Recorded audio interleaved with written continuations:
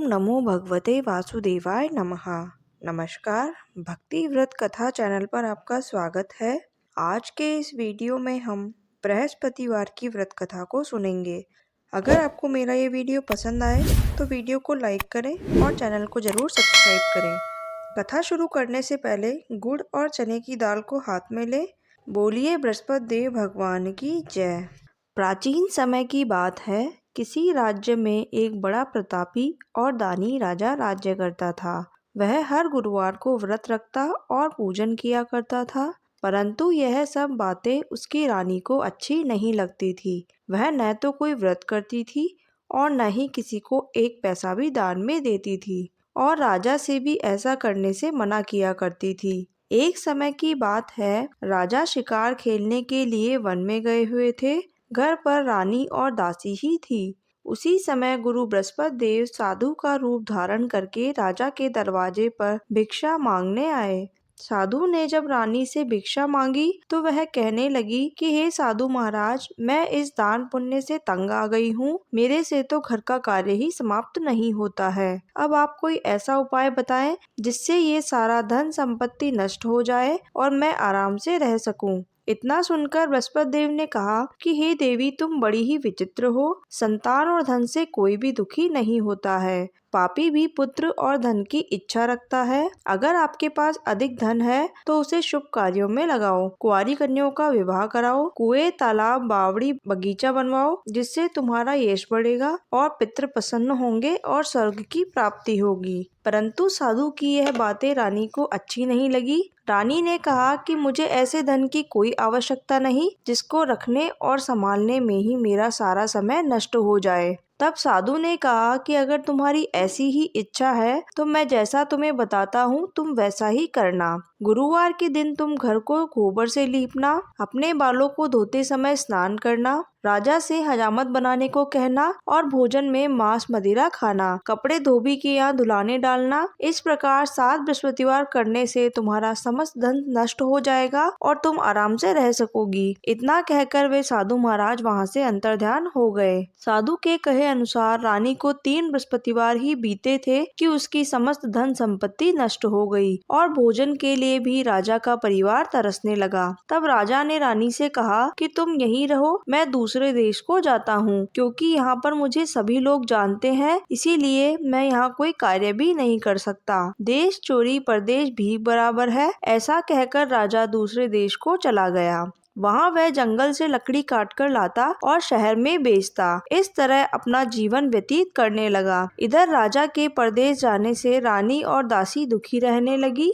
एक बार जब रानी और दासी को 7 दिन तक बिना भोजन के व्यतीत हो गए तो रानी ने अपनी दासी से कहा कि हे दासी, पास ही के नगर में मेरी बहन रहती है, वह बड़ी धनवान है, तू उसके पास जाकर 5 सेर बेजड़ ले आ, ताकि थोड़े समय के लिए गुजर हो जाएगी। तब दासी रानी की बहन के पास गई। उस दिन गुरुवार था और रानी की बहन उस समय बृहस्पतिवार की व्रत कथा को सुन रही थी। दासी ने रानी की बहन को अपनी रानी का संदेश दिया, लेकिन रानी की बहन ने कोई उत्तर नहीं दिया। जब दासी को रानी की बहन से कोई उत्तर नहीं मिला तो वह बहुत दुखी हुई और क्रोध भी आया। तब दासी ने वापस आकर रानी को सारी बात बताई। तब रानी अपनी दासी से बोली कि अच्छे बुरे का पता विपत्ति में ही लगता है, यह सब मेरे भाग्य का ही दोष है। उधर रानी की बहन ने सोचा कि मेरी बहन की दासी आई थी, परंतु मैं उससे नहीं बोली, इससे वह बहुत दुखी हुई होगी।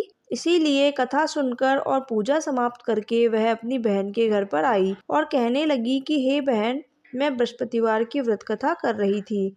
तुम्हारी दासी गई थी, परंतु जब तक कथा होती है तब तक न उठते हैं और न ही बोलते हैं, इसीलिए मैं नहीं बोली। कहो दासी क्यों गई थी? तब रानी बोली कि बहन, हमारे घर पर अनाज नहीं था, इसीलिए मैंने अपनी दासी को तुम्हारे पास 5 सेर बेजड़ लेने के लिए भेज दिया था। तब रानी की बहन बोली कि बृहस्पति देव भगवान सभी की मनोकामनाएं पूर्ण करते हैं, देखो शायद तुम्हारे घर में भी अनाज रखा हो।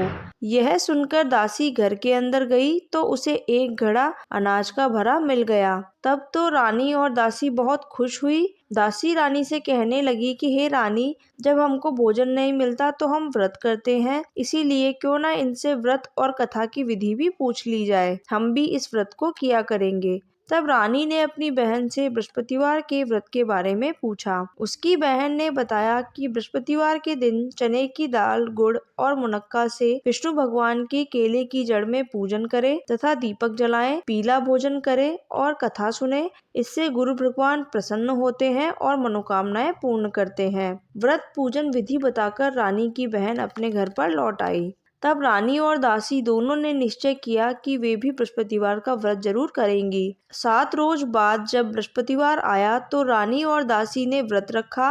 गुड़साल से जाकर चना और गुड़ बीन लाई तथा उसकी दाल से केले की जड़ तथा विष्णु भगवान का पूजन किया। अब पीला भोजन कहाँ से आए? दोनों बड़ी दुखी हुई, परंतु उन्होंने व्रत रखा था। इसीलिए बृहस्पति देव भगवान साधु का रूप धारण कर 2 थालों में सुंदर पीला भोजन लेकर आए और दासी को देकर बोले कि हे दासी, यह भोजन तुम्हारे और रानी के लिए है, इसे तुम दोनों करना।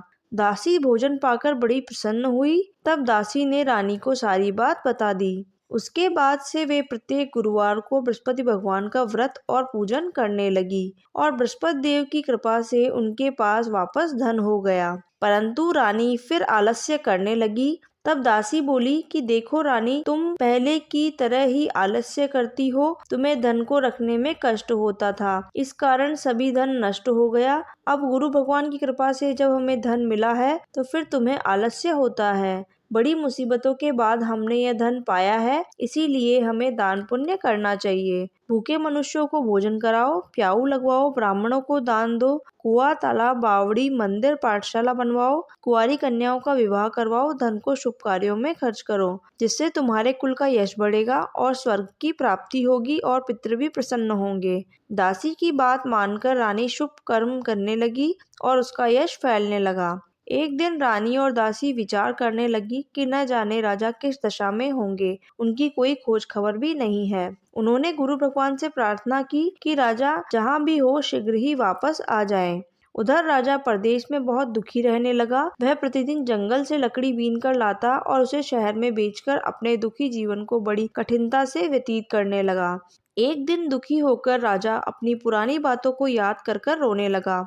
उसी समय गुरु बृहस्पति देव साधु का रूप धारण कर राजा के पास आए और बोले कि हे लकड़हारे, तुम इस सुनसान जंगल में किस चिंता में बैठे हो, मुझे बतलाओ। यह सुनकर राजा के नेत्रों में जल भर आया और राजा ने अपनी सारी बात उस साधु से बता दी। महात्मा दयालु होते हैं। वे राजा से बोले कि हे राजा, तुम्हारी रानी ने बृहस्पति देव का अपराध किया था, इसी कारण तुम्हारी यह दशा हुई है। अब तुम चिंता मत करो, भगवान तुम्हें पहले से भी अधिक धन देंगे। अब तुम भी बृहस्पतिवार का व्रत करके चने की दाल व गुड़ को जल के लोटे में डालकर केले का पूजन करो, फिर कथा कहो और सुनो, जिससे तुम्हारी सभी मनोकामनाएं पूर्ण होंगी। साधु की बात सुनकर राजा बोला कि लकड़ी बेचकर मुझे इतना पैसा नहीं मिलता है कि मैं भोजन के उपरांत कुछ बचा सकूं।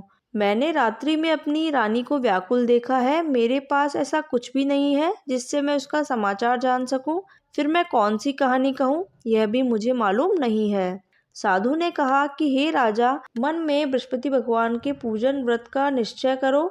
बृहस्पतिवार के दिन तुम रोजाना की तरह जंगल से लकड़ियां लेकर शहर को जाना। तुम्हें रोज से दुगना धन प्राप्त होगा, जिससे तुम भली भांति भोजन कर लोगे और बृहस्पति देव की पूजा का सामान भी आ जाएगा। बृहस्पतिवार की कहानी इस प्रकार है। प्राचीन काल में एक बहुत निर्धन ब्राह्मण रहता था। उसके कोई संतान नहीं थी। वह ब्राह्मण नित्य पूजा पाठ करता, लेकिन उसकी स्त्री बहुत ही मलिनता के साथ रहती थी। वह न तो स्नान करती और न ही किसी देवता का पूजन करती थी। इस कारण ब्राह्मण देवता बहुत दुखी रहते थे।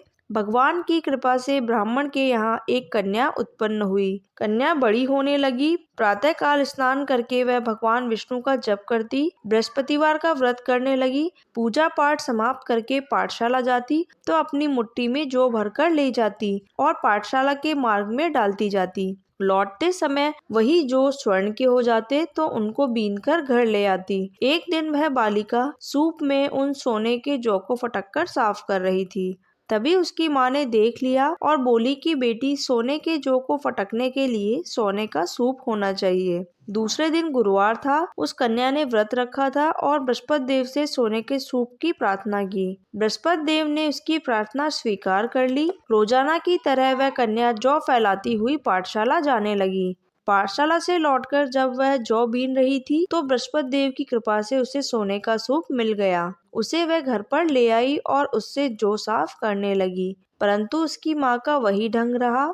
एक दिन की बात है, कन्या सोने के सूप में जब जौ को फटककर साफ कर रही थी, उसी समय उस नगर का राजकुमार वहां से होकर निकला।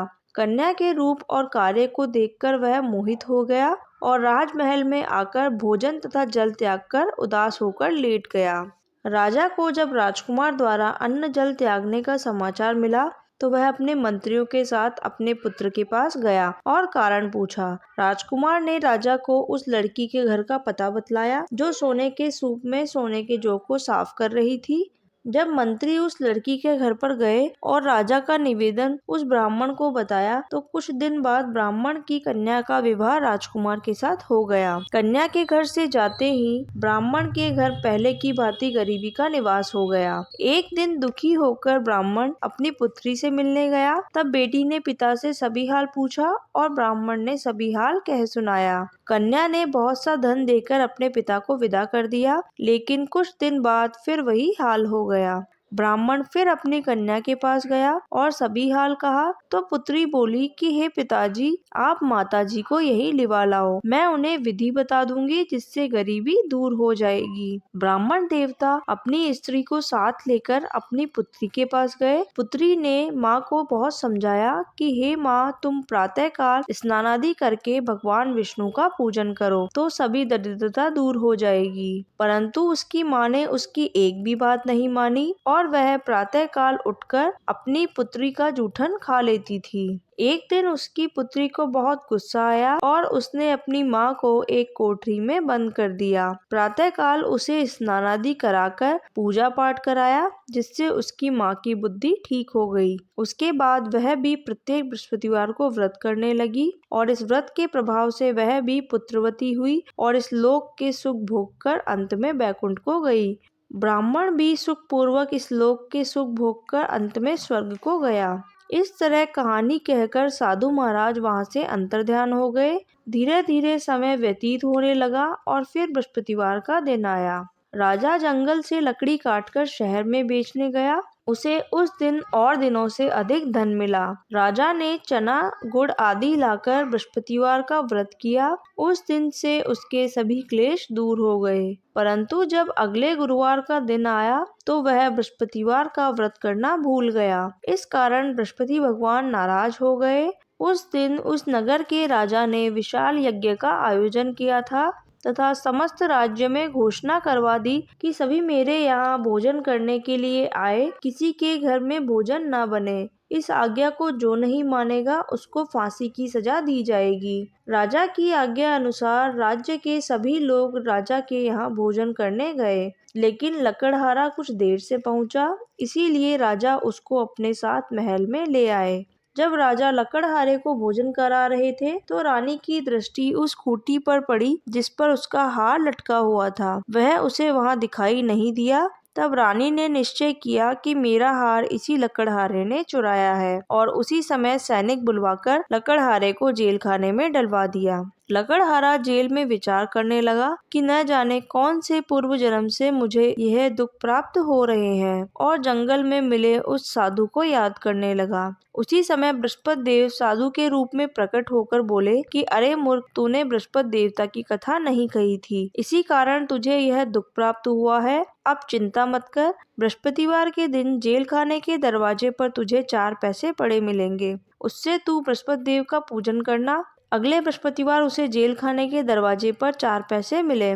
राजा ने गुड़ और चने की दाल मंगवाकर कथा कही और प्रसाद बांटा। उसी रात्रि में बृहस्पति देव ने उस नगर के राजा को स्वप्न में कहा कि हे राजा, तूने जिसे जेल खाने में बंद किया है उसे कल छोड़ देना, वह निर्दोष है। राजा प्रातःकाल उठा और खूंटी पर हार टंगा देखकर लकड़हारे को बुलाकर क्षमा मांगी तथा राजा के योग्य सुंदर वस्त्र आभूषण भेंट करके उसे विदा किया।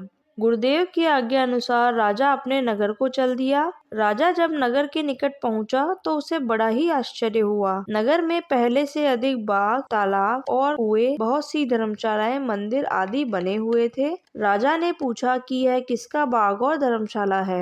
तब नगर के सभी लोग कहने लगे कि यह सब रानी और दासी ने बनवाए हैं। राजा को आश्चर्य हुआ और गुस्सा भी आया कि रानी के पास यह धन कहाँ से आया। जब रानी ने यह खबर सुनी कि राजा आ रहे हैं तो उसने अपनी दासी से कहा कि हे दासी, देख, राजा हमको कितनी बुरी हालत में छोड़कर गए थे। वह हमारी ऐसी हालत देखकर कहीं लौट न जाए, इसीलिए तू दरवाजे पर जाकर खड़ी हो जा।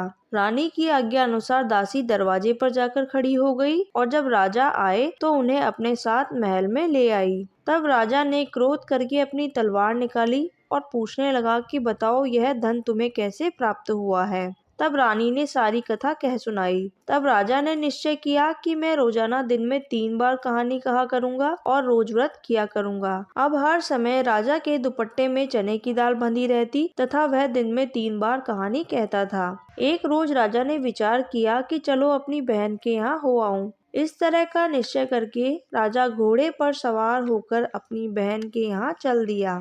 मार्ग में उसने देखा कि कुछ आदमी एक मुर्दे को ले जा रहे हैं। उन्हें रोककर राजा कहने लगा कि अरे भाइयों, मेरी बृहस्पतिवार की कथा सुन लो। वे बोले कि लो, हमारा तो आदमी मर गया है, इसको अपनी कथा की पड़ी है। परंतु कुछ आदमी बोले कि अच्छा कहो, हम तुम्हारी कथा भी सुनेंगे। राजा ने दाल निकाली और कथा कहनी शुरू की। जब कथा आदि हुई तो मुर्दा हिलने लगा और जब कथा समाप्त हुई तो राम राम कहकर वह मुर्दा खड़ा हो गया। राजा आगे बढ़ा तो मार्ग में उसे एक किसान खेत में हल चलाता हुआ मिला। राजा ने उससे कथा सुनने को कहा और किसान ने मना कर दिया। तब राजा आगे चलने लगा। राजा के हटते ही बैल पछाड़ खाकर गिर गए और किसान के पेट में बहुत जोर से दर्द होने लगा। उसी समय उसकी माँ खाना लेकर आई तो उसने जब देखा तो अपने पुत्र से सभी हाल पूछा। तब बेटे ने सभी हाल कह सुनाया। बुढ़िया दौड़ी दौड़ी उस घुड़सवार के पास पहुंची और उससे बोली कि मैं तेरी कथा सुनूंगी, तू अपनी कथा मेरे खेत पर चलकर कहना। राजा ने लौटकर बुढ़िया के खेत पर जाकर कथा कही, जिसके सुनते ही बैल खड़े हो गए तथा किसान के पेट में दर्द बंद हो गया। राजा अपने बहन के घर पहुंचा। बहन ने भाई की खूब मेहमानी की। दूसरे रोज प्रातः काल राजा उठा तो वह देखने लगा कि सभी लोग भोजन कर रहे हैं। राजा ने अपनी बहन से कहा कि ऐसा कोई मनुष्य है जिसने भोजन नहीं किया हो, मेरी बृहस्पतिवार की कथा सुन ले। बहन बोली कि हे भैया, यह देश ऐसा है, यहाँ लोग पहले भोजन करते हैं, बाद में कोई अन्य कार्य करते हैं। फिर वह एक कुम्हार के घर पर गई जिसका लड़का बीमार था। उसे मालूम हुआ कि उसके यहाँ 3 रोज से किसी ने भोजन नहीं किया है। रानी ने अपने भाई की कथा सुनने के लिए कुम्हार से कहा और वह तैयार हो गया। राजा ने जाकर बृहस्पतिवार की कथा कही, जिसको सुनकर कुम्हार का लड़का ठीक हो गया। एक दिन राजा ने अपनी बहन से कहा कि हे बहन, अब हम अपने घर को जाएंगे, तुम भी तैयार हो जाओ। राजा की बहन ने अपनी सास से अपने भाई के साथ जाने की आज्ञा मांगी। तब सास बोली कि चली जा, मगर अपने लड़कों को मत ले जाना, क्योंकि तेरे भाई के कोई संतान नहीं होती है। बहन ने अपने भाई से कहा कि हे भैया, मैं तो चलूंगी, मगर कोई बालक नहीं जाएगा। अपनी बहन को छोड़कर राजा दुखी होकर राजा अपने नगर को लौट आया। राजा ने अपनी रानी से सारी बात कही और बिना भोजन किए हुए ही सो गया। रानी बोली कि हे प्रभु बृहस्पति देव, हमें सब कुछ दिया है, वे हमें संतान भी अवश्य देंगे। उसी रात्रि बृहस्पति देव ने राजा को स्वप्न में कहा कि हे राजा उठो, सभी सोच को त्याग दो, तेरी रानी गर्भ से है। राजा को यह सुनकर बड़ी खुशी हुई और 9वें महीने रानी के गर्भ से एक सुंदर पुत्र पैदा हुआ। तब राजा बोला कि हे रानी, स्त्री बिना भोजन के रह सकती है परंतु बिना कहे नहीं रह सकती है। जब मेरी बहन आए तो तुम उससे कुछ मत कहना। रानी ने सुनकर हाँ कह दी। जब राजा की बहन ने यह शुभ समाचार सुना तो वह बहुत खुश हुई तथा बधाई लेकर अपने भाई के यहाँ आई। रानी ने तब राजा की बहन से कहा कि भाई के साथ तो आई नहीं और आज अपने आप ही भागी भागी बिना बुलाए आ गई है। तो राजा की बहन बोली कि भैया, मैं इस प्रकार से न कहती तो आपको संतान कैसे प्राप्त होती। बृहस्पति देव ऐसे ही है। बृहस्पति देव सभी की मनोकामनाओं को पूर्ण करते हैं। जो सद्भावना पूर्वक बृहस्पतिवार का व्रत करता है, कथा पढ़ता है अथवा सुनता है और दूसरों को सुनाता है, बृहस्पति देव उसकी सभी मनोकामनाओं को पूर्ण करते हैं, उनकी सदैव रक्षा करते हैं। जो संसार में सद्भावना से गुरुदेव का पूजन व्रत सच्चे हृदय से करते हैं, उनकी सभी मनोकामनाएं वैसी ही पूर्ण होती है जैसी सच्ची भावना से राजा और रानी ने बृहस्पति देव की कथा का गुणगान किया था, तो उनकी सभी मनोकामनाएं बृहस्पति देव ने पूर्ण की। इसीलिए सबको कथा सुनने के बाद प्रसाद लेकर जाना चाहिए। हृदय से उनका मनन करते हुए जयकारा बोलना चाहिए। बोलिए बृहस्पति देव भगवान की जय। अगर आपको मेरा ये वीडियो पसंद आए तो वीडियो को लाइक करें और कमेंट बॉक्स में राधे राधे लिखें। लेटेस्ट व्रत, त्योहार एवं कथाओं के वीडियो के लिए भक्ति व्रत कथा चैनल को सब्सक्राइब करें। धन्यवाद।